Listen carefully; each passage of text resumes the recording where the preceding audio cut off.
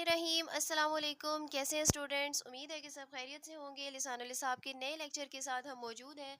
मेरे सामने है 9th क्लास की मैथमेटिक्स की book Khyber Pakhtunkhwa text book board Peshawar unit number 1। हम इतना लेट क्यों स्टार्ट कर रहे हैं, ये बात आपको मैंने लेक्चर नंबर 1 में बताई थी जब मैंने थ्योरम्स का स्टार्ट लिया था, क्योंकि हम उस वक्त थ्योरम्स के पार्ट को कंप्लीट करने और उसको समझने की कोशिश में थे। ठीक है जनाब।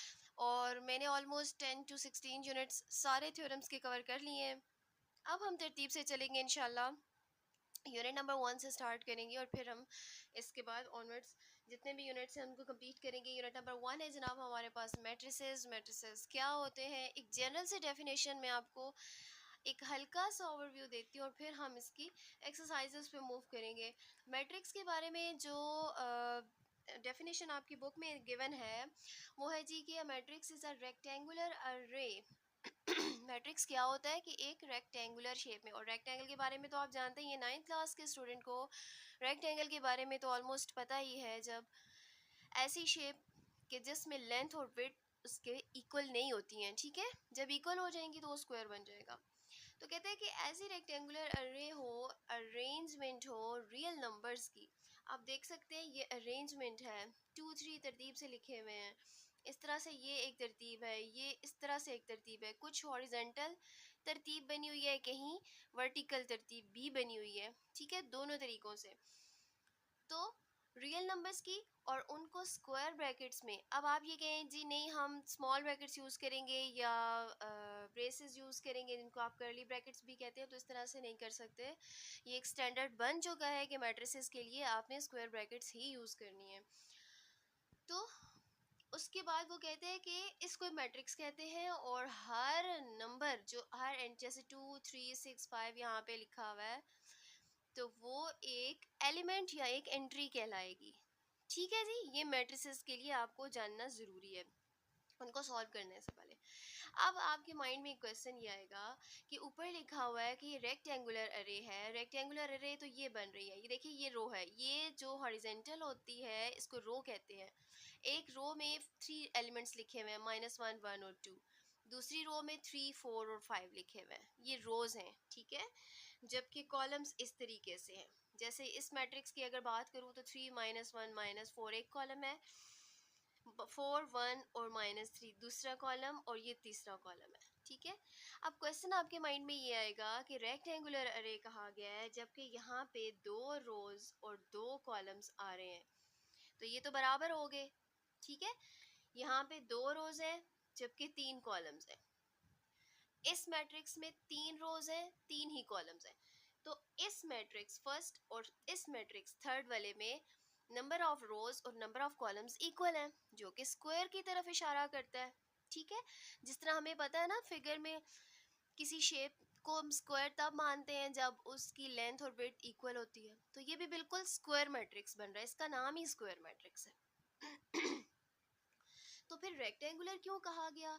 असल में स्क्वायर जो होता है वो रेक्टेंगल ही की फर्दर एक ख़ास कंडीशन से बनी हुई एक टाइप होती है।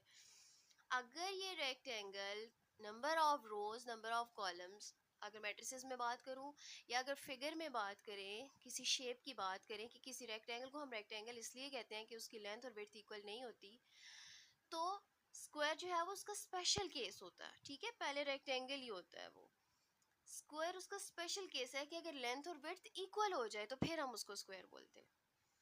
तो ये स्क्वायर मैट्रिक्स है, ये भी स्क्वायर मैट्रिक्स है जिसमें number of rose number of columns. अच्छा, ऐसा स्क्वायर मैट्रिक्स भी हो सकता है जिसमें एक ही रो एक ही कॉलम हो। ठीक है, यानी एक ही एलिमेंट हो और इस तरह से स्क्वायर ब्रैकेट्स में लिखा जाए तो उसको स्क्वायर मैट्रिक्स कहते हैं। ये आगे टाइप्स में हम डिटेल से पढ़ेंगे, अभी आपको परेशान होने की ज़रूरत नहीं है। अभी सिर्फ मैट्रिक्स की डेफिनेशन को समझें ताकि हम जब जब क्वेश्चंस करते जाएं मैं साथ साथ आपको एक्सप्लेन करती जाऊंगी। इसके अलावा आपको रोज़ और कॉलम्स का पता होना चाहिए क्या होती हैं। ठीक है, इसके अलावा आपको मैट्रिक्स का ऑर्डर पता होना चाहिए। ऑर्डर के लिए क्या होता है कि फॉर एग्जांपल ये मैट्रिक्स आप कंसिडर करें, नंबर ऑफ रोज कितनी है, 2 रोज हैं। ठीक है, और कॉलम्स कितने, 1 2 3, 3 कॉलम्स हैं, 2 रोज एंड 3 कॉलम्स। तो आप ये कहेंगे कि इस मैट्रिक्स का ऑर्डर है 2 क्रॉस 3। और अगर आपको मैं बताऊं कि इसको लिखा कैसे जाएगा, तो आप इसको यूं कहेंगे कि order of matrix is 2 cross 3। ठीक है, इसको मल्टीप्लाई नहीं पढ़ना, क्योंकि अगर मल्टीप्लाई होता तो हम इसको 6 लिखते हैं ना, 2 3 6। तो ये मल्टीप्लाई नहीं हो रहा, ये 2 क्रॉस 3 है। और ये याद रखिएगा कि ऑर्डर के लिए सबसे पहला एलिमेंट रो को ही रिप्रेजेंट करना चाहिए, नंबर ऑफ रो को, और दूसरा कॉलम को ही रिप्रेजेंट करना चाहिए। दिस इज स्टैंडर्ड, आप इसको चेंज नहीं कर सकते। अगर आप 3 क्रॉस 2 इसको लिखेंगे तो फिर 3 रोज कंसिडर की जाएंगी और 2 कॉलम्स कंसिडर किए जाएंगे। ठीक है जी। जनरली रो को m जबकि कॉलम को n से डिनोट किया जाता है।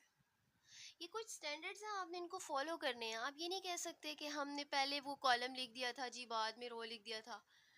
इसके अलावा ये भी याद रखिएगा कि आप इसको क्रॉस पढ़ेंगे या 2/3 भी लिख सकते हैं, पढ़ सकते हैं 2/3 इस तरह भी। ये भी ऑर्डर लिखने का एक तरीका है, जिसका मतलब ये समझ में आता है कि एक ऐसा मैट्रिक्स है जिसकी 2 रोज हैं और 3 कॉलम्स हैं। ठीक हो गया जी। ये कुछ इंपॉर्टेंट बातें हैं जिनको आप पहले अच्छे से समझें, उसके बाद एक्सरसाइज पे मूव करें। और अब हम मूव करने वाले हैं जनाब एक्सरसाइज पे, क्योंकि हम 2 3 कॉन्सेप्ट्स ले चुके हैं। आपको मैट्रिक्स के बारे में पता होना चाहिए, रोज और कॉलम्स के बारे में पता होना चाहिए, इसके अलावा आपको ऑर्डर का पता होना चाहिए। उसके बाद हम जाएंगे टाइप्स ऑफ मैट्रिसेस पे। ठीक है, तो स्टार्ट करते हैं जी अपनी एक्सरसाइज। जी, मूव करते हैं अपनी एक्सरसाइज पे। और एक्सरसाइज 1.1 में बहुत आसान से कॉन्सेप्ट्स हैं, उनको अच्छे से समझ लेते हैं। इसको ज़्यादा कोई इतने लंबे चौड़े सॉल्यूशंस नहीं है।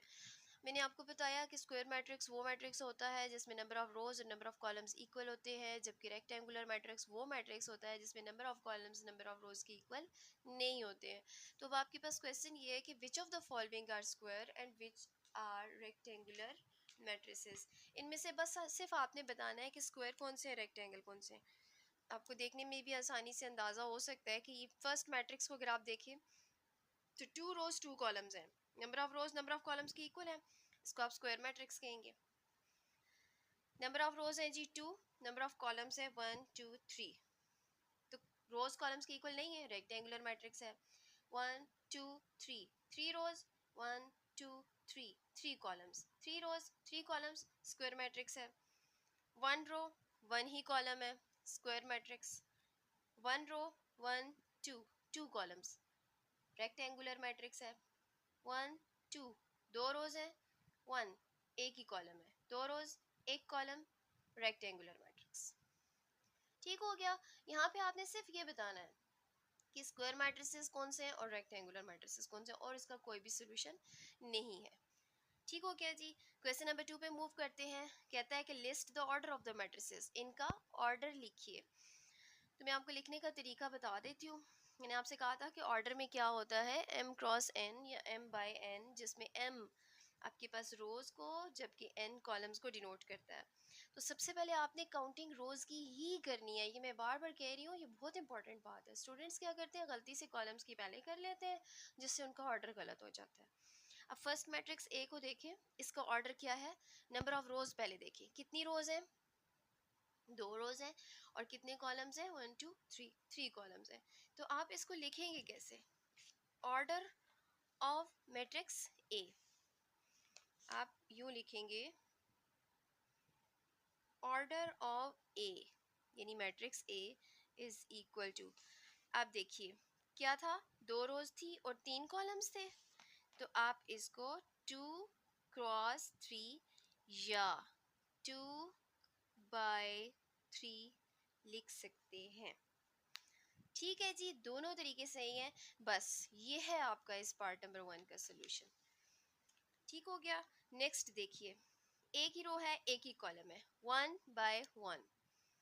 आप लिखेंगे order of b is 1/1, order of c is 2, 3 columns है, 2/3 या 2 cross 3।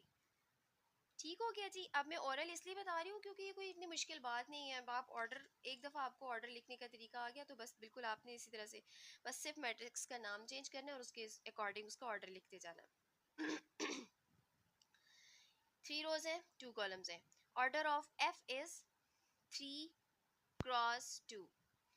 Order of e is 1 row है 2 कॉलम है यानी 1/2. Order of d 1 2 3 rows 3 columns. Order of d is 3 cross 3. ठीक है जी, चलते हैं नेक्स्ट क्वेश्चन की तरफ. होप सो कि आपको समझ में आ गया. नेक्स्ट कहता है जी कि if a is equal to this. ये पूरा एक मैट्रिक्स दिया हुआ है ए. वो कहता है कि सारे एलिमेंट्स के बारे में बताइए. मैंने आपको बताया था मैट्रिसेस की डेफिनेशन में कि हर जो एंट्री होती है उसको एलिमेंट या एंट्री कहते हैं. हर एक जो नंबर यूज हो रहा होता है. 3 एक एंट्री है, 2 दूसरी एंट्री है, -4 तीसरी, and up to so on. अब ये सब क्या है? ए जो है वो उस एक एंट्री को डिनोट कर रहा है, स्मॉल ए. ठीक है, ये जो आपके पास डिफरेंट पार्ट्स में दिए हुए हैं. अब 1 2 का क्या मतलब है जो वो सबस्क्रिप्ट में दिए हुए हैं? ये बिल्कुल ऑर्डर को लिखा हुआ है जनाब, यानी फर्स्ट रो और सेकंड कॉलम. याद रखिएगा पहला एलिमेंट रो को ही जबकि दूसरा कॉलम को ही डिनोट कर रहा है. तो कहते हैं इस मैट्रिक्स में से ढूंढ के बताएं कि वो कौन सी एंट्री है जो पहली रो और दूसरे कॉलम में मौजूद है. ये है जनाब फर्स्ट रो 1 2. ये है सेकंड कॉलम.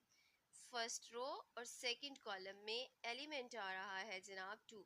आप इसके ऊपर पेंसिल से लाइन लगाए ना, अगर ऐसे 1 फर्स्ट रो के ऊपर और दूसरे कॉलम के ऊपर, तो जिधर ये दोनों लाइंस कट कर रही हो वो वाली एंट्री आप कंसिडर कर लें, यानी 2.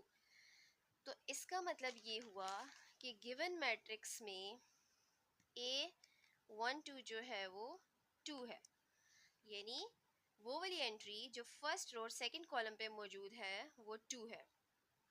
ठीक है, अब A23 का क्या मतलब है? वो वाली एंट्री जो सेकंड रो और तीसरे कॉलम में मौजूद है. ये है जनाब सेकंड रो और तीसरा कॉलम. दूसरी रो तीसरा कॉलम यहाँ पे मौजूद है जनाब 0. ठीक हो गया. नेक्स्ट है जी A32, यानी तीसरी रो दूसरा कॉलम. 1 2 3 तीसरी रो और ये दूसरा कॉलम. तीसरी रो दूसरा कॉलम, एंट्री आ रही है 1. ठीक है, इसी तरीके से A43 चौथी रो तीसरा कॉलम. 1 2 3 4 चौथी रो तीसरा कॉलम. देखिए क्या आ रहा है 6. A13 पहली रो तीसरा कॉलम. पहली रो तीसरा कॉलम, एंट्री क्या है -4. A33 तीसरी रो तीसरा कॉलम. 1 2 3 तीसरी रो 1 2 3 तीसरा कॉलम, एंट्री क्या आ रही है 5. बहुत आसान है, बहुत आसान है. बस मैंने आपको लिखने का तरीका बता दिया, तो मेरे ख्याल से इसमें कोई इतनी मुश्किल साइंस नहीं है कि उसको हर एक को लिखा जाए. तो जब आपको तरीका आ गया तो बाकी के आप बिल्कुल खुद से आराम से लिख सकते हैं. ठीक है जी, मूव करते हैं नेक्स्ट क्वेश्चन की तरफ. और वो कहता है कि which of the following matrices are equal. अच्छा, यहाँ पे अब आपको इक्वल मैट्रिसेस को समझना ज़रूरी है. दो मैट्रिसेस उस वक्त इक्वल होंगे जब उनकी एंट्रीज इक्वल होंगी कंपैरिजन में. यानी अगर मैं फर्स्ट अगर ए बी है, सपोज मैं इन दोनों मैट्रिसेस को कंपेयर करती हूँ. ठीक है, अगर इस मैट्रिक्स की पहली रो और पहला कॉलम की एंट्री 2 है तो यहाँ पे भी पहली रो और पहले कॉलम की एंट्री या उसका आंसर 2 ही आना चाहिए. अब देखिए कंपेयर करूँ, अगर मैं ए और बी की, पहले दो एलिमेंट्स 2 ही हैं, ठीक है जी. दूसरे दोनों एलिमेंट्स 5 ही हैं, ठीक है, इक्वल आ रहा है. तीसरे एलिमेंट्स को कंपेयर कीजिए 1 और 4. कंपैरिजन गलत हो गया, इसका मतलब है ए और बी इक्वल नहीं है. बस जहाँ से एक एंट्री भी गलत होगी मैट्रिसेस इक्वल नहीं है, ए और बी इक्वल नहीं है. ए का कंपैरिजन किसी और मैट्रिक्स से करते हैं, सी के साथ करते हैं. फिर कंपेयर कीजिए, पहले एलिमेंट को पहले से ही कंपेयर करना है. अच्छा, ये 1+1 का मतलब है, इसको आप सॉल्व करके चेक कीजिए क्या आता है. 2 आता है. यहाँ पे भी पहली एंट्री 2 है, यहाँ पे भी पहली एंट्री 2 है. तो कंपैरिजन में पहला एलिमेंट इक्वल आ गया. दूसरा चेक कीजिए, ये 5 है, इसको सॉल्व कीजिए 5. दूसरा कंपैरिजन भी 5 आ गया, इक्वल आ रहा है. तीसरा चेक कीजिए, this is 1 and this is 4. Entry mismatch हो गई, इसका मतलब है ए और सी इक्वल नहीं है. आगे मत चेक कीजिए. ठीक है, डी के साथ कंपेयर कर लेते हैं. फर्स्ट एंट्री को चेक कीजिए 2. नेक्स्ट एंट्री को चेक कीजिए, this is 5 and this is also 5, equal है. नेक्स्ट देखिए 1 and 3, a and d are equal. ठीक है, उसने कहा ना which of the following matrices are equal.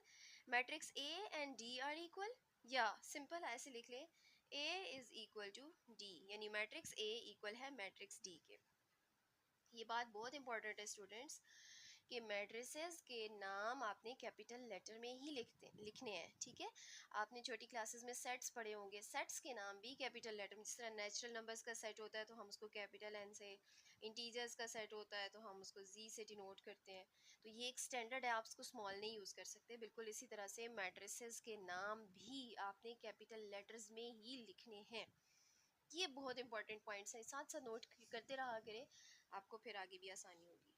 अच्छा जी, बी और सी को कंपेयर कर लेते हैं। ए और डी तो इक्वल आ गए, अब बी सी को देखते हैं। फर्स्ट एंट्री को चेक कीजिए, 2, this is also 2, 5, this is also 5, 4, this is 4, 3 and 3। B is equal to C, A जो है वो डी के इक्वल है, बी जो है वो सी के इक्वल है। अगर आप ऐसे नहीं लिखते तो आप वर्डिंग में भी कह सकते हैं matrix A is equal to matrix D, matrix B is equal to matrix C. बस इक्वालिटी के लिए यही कंडीशन है, ठीक है। दूसरी बात ये भी याद रखिएगा कि अगर एंट्रीज इक्वल आ भी रही हैं तो कोई एलिमेंट बचना नहीं चाहिए। जितना ऑर्डर इसका है ना, उतना ही ऑर्डर दूसरे एलिमेंट का भी, दूसरे मैट्रिक्स का भी होना चाहिए। यानी 2 रोज 2 कॉलम्स हैं, तो जिस मैट्रिक्स के हम इक्वल कह रहे हैं उसके भी 2 रोज और 2 कॉलम्स होने चाहिए, यानी उसका ऑर्डर भी दोनों मैट्रिसेस का सेम होना चाहिए। ऐसा ना हो कि इसके भी 2 एलिमेंट्स बच रहे हो और आप कहें बस यहाँ तक इक्वल है तो ठीक है, दोनों बी और सी इक्वल होंगे। अगर और भी एलिमेंट्स हैं तो, और इसके नहीं है, अगर इसके एलिमेंट्स हैं और इसकी नहीं है, तो मैट्रिक्स आप नहीं कहेंगे कि ये इक्वल है। फिर इक्वल नहीं कहना, उनका ऑर्डर का इक्वल होना भी ज़रूरी है, ठीक है जी। चलिए मूव करते हैं नेक्स्ट क्वेश्चन नंबर 5 की तरफ। उसमें उसने एक मैट्रिक्स दिया हुआ है ए, जिसकी एंट्रीज हैं 2 -3 u 0, और बी मैट्रिक्स है जिसकी एंट्रीज हैं v -3 5 और w। तो वो कहता है कि for what values of u v and w are a and b equal, किन वैल्यूज के लिए ये u v और w जो है वो इक्वल होंगे। बहुत आसान सोल्यूशन है, बहुत आसान सोल्यूशन है। अभी अभी हमने सीखा कि मैट्रिसेस कब इक्वल होते हैं, जब उनका ऑर्डर b सेम हो, जब उनकी एंट्रीज b सेम हो। आपने करना ये है, अब देखें इसने खुद से ही कह दिया कि दोनों मैट्रिसेस इक्वल हैं, हम नहीं कह रहे, ठीक है। हम कहेंगे कि as A matrix A and B are equal, जैसा कि ये इक्वल है, यानी कि A इक्वल है B के, और A मैट्रिक्स क्या है, ये आपको गिवन है कि 2 -3 u और 0। इक्वल की जगह इक्वल लगाइए, आगे B है तो B की जगह आप B मैट्रिक्स लिखिए, that is B -3 5 and W, ठीक है। एंट्रीज हमने लिख ली। जैसा कि ए और बी मैट्रिसेस इक्वल हैं, इसलिए हम इनको इक्वल कह रहे हैं, और इनकी एंट्रीज को इक्वल करने के बाद आप कंपेयर कीजिए। हमें पता है, अभी हमने लास्ट क्वेश्चन में सीखा कि दो मैट्रिसेस जब इक्वल होते हैं तो हम उनकी एंट्रीज को कंपेयर कर सकते हैं। अब ज़रा आप कंपेयर कीजिए, फर्स्ट को फर्स्ट के साथ कंपेयर कीजिए तो 2 इक्वल टू वी आ रहा है, ये आपको एक रिजल्ट मिल गया। दूसरी एंट्री को इक्वल कीजिए, -3 इक्वल है -3 के, यहाँ पे तो कोई वैल्यू नहीं मिली आपको, ठीक है, इसको कंपेयर करने की ज़रूरत नहीं है। थर्ड एंट्री पे आ जाइए, u इक्वल है 5 के,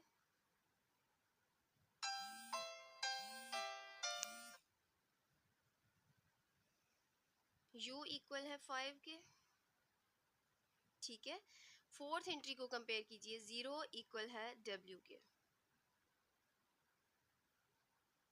ये आपके पास तीसरा कंपैरिजन आ गया। इस कंपैरिजन को करने की ज़रूरत नहीं है, -3 के ही इक्वल है, ठीक है। आप देखें ये आपके पास u v और w की वैल्यूज़ आ गई। बस उसने यही तीनों वैल्यूज़ पूछी थी, सिर्फ वो आपसे कंपैरिजन करवाना चाह रहा था, ठीक है। So the values of u v and w are, पहले मैंने u लिखा, u की क्या वैल्यू आई 5, फिर मैंने v की बात की, v की वैल्यू आई मेरे पास 2, फिर मैंने w की बात की, तो वो आई 0, और एंड में मैं एक वर्ड यूज़ कर रही हूँ, इम्पॉर्टेंट वर्ड है, respectively. So the values of u, v and w are 5, 2 and 0 respectively. यानी u की 5, v की 2 और w की 0 वैल्यू आ गई। बस यही है जी इसका सोल्यूशन। यहाँ तक किसी भी किस्म का क्वेश्चन हो, कोई भी क्वेरी हो, आप ज़रूर पूछिए। इंशाल्लाह हम 6 और 7th क्वेश्चन को नेक्स्ट एक्सरसाइज नेक्स्ट लेक्चर में कंप्लीट करते हैं। ये थोड़े लेंथी क्वेश्चंस हैं, होंगे बिल्कुल आसान, कंपैरिजन से ही करने हैं, वीडियो लेंथी ना हो जाए इसलिए मैं इसको नेक्स्ट में शामिल करूँगी। यहाँ तक कोई भी क्वेश्चन हो मैट्रिसेस से रिलेटेड, एंट्री से रिलेटेड, ऑर्डर से रिलेटेड या इक्वालिटी से रिलेटेड, तो आप कीजिएगा इसका क्वेश्चन कमेंट सेक्शन में। नेक्स्ट वीडियो तक अल्लाह हाफिज़।